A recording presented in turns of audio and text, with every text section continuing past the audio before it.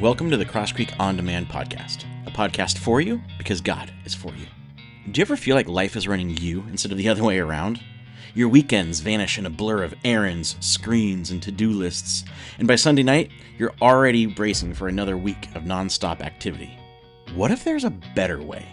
A rhythm of life that actually refreshes your body, mind, and soul. See, from the very beginning, God designed us for work that's meaningful and rest that's life-giving.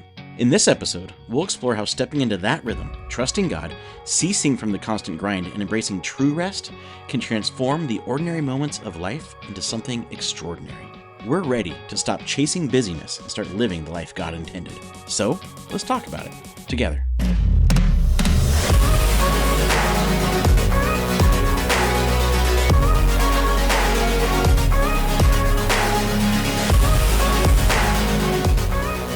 Do you ever get to Sunday night and wonder, where did my weekend go?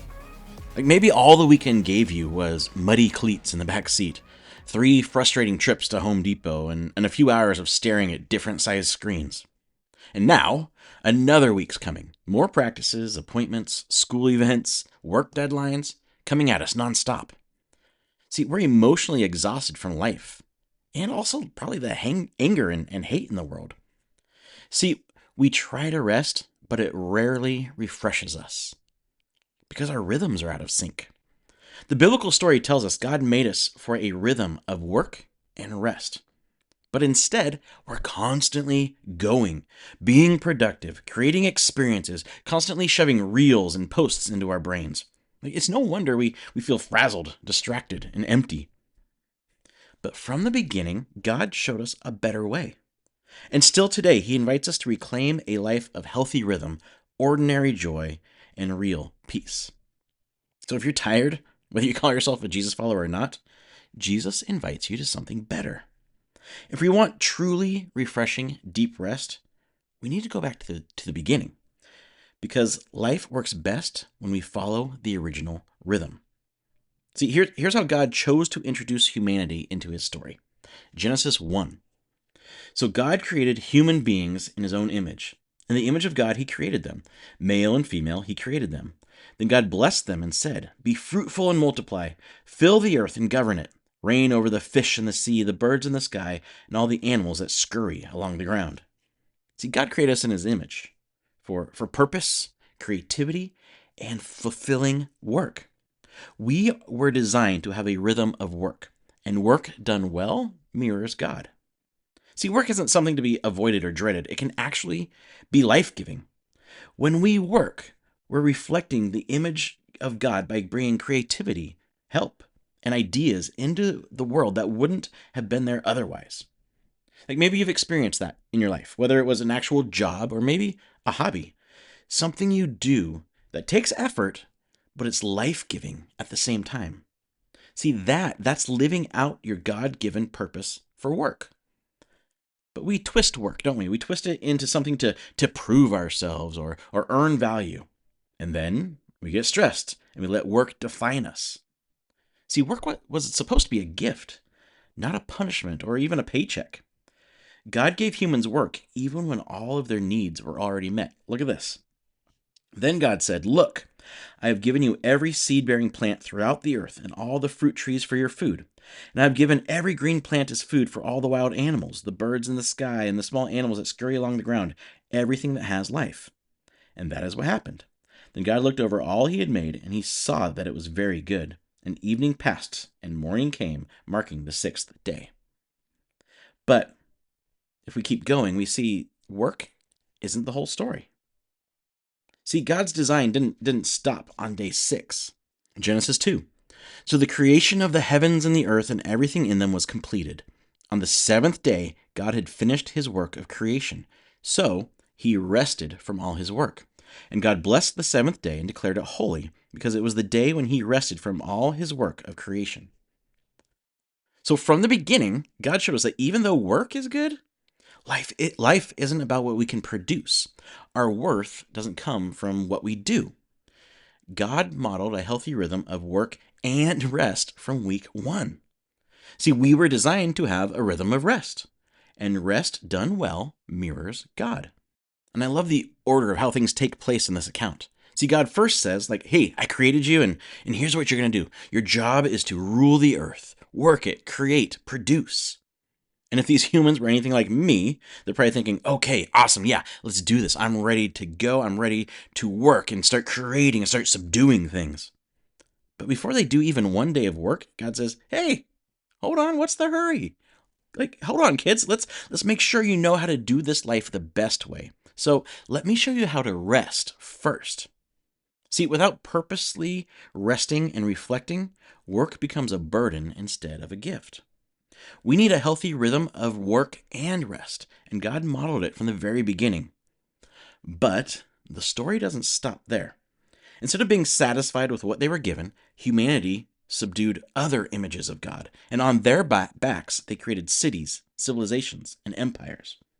And one of those first empires was Egypt, and they enslaved a people known as the Israelites.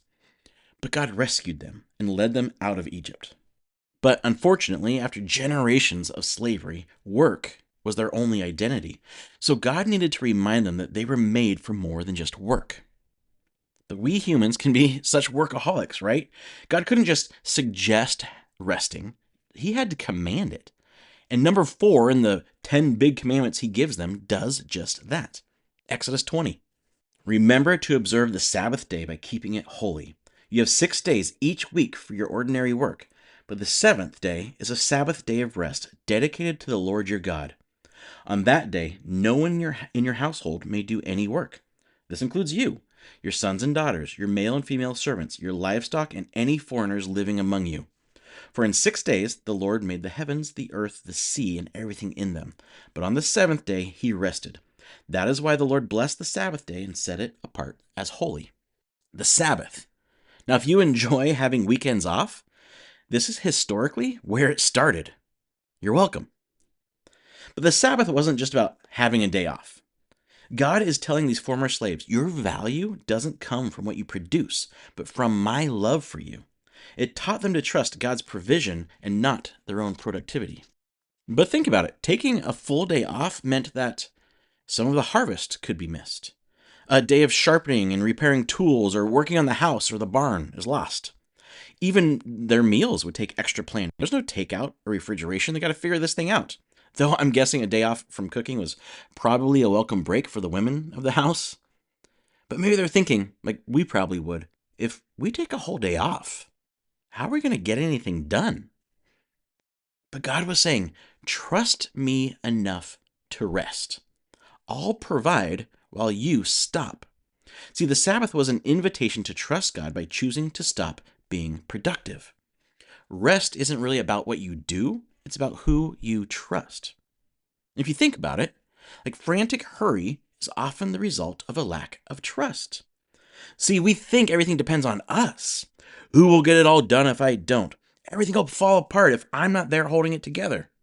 Like, for example, when we talked about a rhythm of taking breaks as a church community, my first thought as the pastor was, this is a terrible idea. It's going to kill momentum. Like, people will take a break, they'll enjoy the break, and then they'll forget to come back the next weeks. But I felt Jesus kind of saying, dude, it's not your momentum. It's mine, and I'll do what I want with it, so trust me. And so we took our first break, 2 weeks off. And the first Sunday back, you know what happened? We had the most people on a non-holiday Sunday that we've had in over a year. But maybe for you, it's deciding to let the dishes sit in the sink for a night and taking a break. Maybe it's turning off your phone in the evening or actually using all of your vacation time. Maybe it feels risky, but it's an act of trust.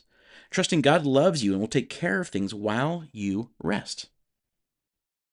But it's so hard just to enjoy and rest, isn't it? We have things we want to get done. We need to prove ourselves. We need to feel important. And the people of Israel struggled with that, just like we do. And over time, Sabbath became more about rules than rest. Or it was just ignored altogether. But centuries later, Jesus came to set the record straight. Sabbath was always meant to be a gift, not a test. Mark chapter 2. Then Jesus said to them, the Sabbath was made to meet the needs of people, and not people to meet the requirements of the Sabbath. So the Son of Man is Lord even over the Sabbath. See, God designed rest not just for our bodies, but for our souls. And Jesus says, I came to give you true rest. The command wasn't given so people could prove how good they were at rule following. It was given so people would have permission to rest, to enjoy life, so that employers couldn't make people work 24/7. It was supposed to be a gift to meet our deepest needs, not a burden or a test to prove ourselves. And Jesus wasn't just talking about physical rest. He said he's Lord of the Sabbath, meaning not only does he get to say what it means, he is the source of it. See, the ultimate and true rest is found in Jesus himself. Matthew 11. Then Jesus said, come to me, all you who are weary and carry heavy burdens, and I will give you rest. See, Jesus offers more than a day off. He offers true rest for your soul. In him, there's nothing to earn and nothing to prove. He offers a life of joy, celebration, meaning, peace with God, with ourselves, and peace with others. The Sabbath was a signpost pointing to the true heart of God. He loves us and accepts us. We can stop working to earn his approval and trust that he loves us and enjoy the rest he gives our bodies and souls. So if you've ever felt like you've had to earn God's love or God's approval, if you feel like you've had to make sure the good you put out there evens the balance somehow, Jesus is inviting you to stop working and trust him.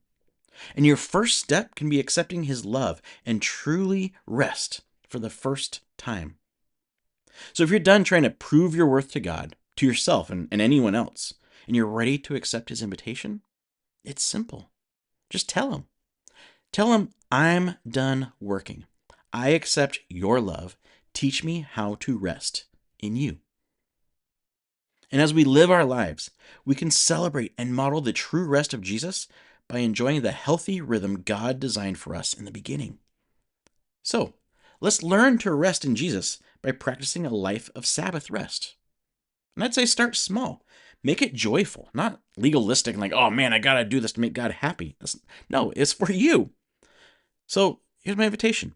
Set aside time each week to unplug, reflect, and reconnect with God and your loved ones. How? Well, ask this. Does this activity restore me? Does this connect me to God and others? See, it's less about specific activities and more about setting aside time to stop your normal work, labor, and stress. So take a minute and imagine how differently you would respond to crises, stressful situations, annoyances, or interruptions if you were coming from a place of deep rest instead of constant activity. What would a mind and body infused with Sabbath rest do for your parenting, for your marriage, for your work, and even how you talk to yourself?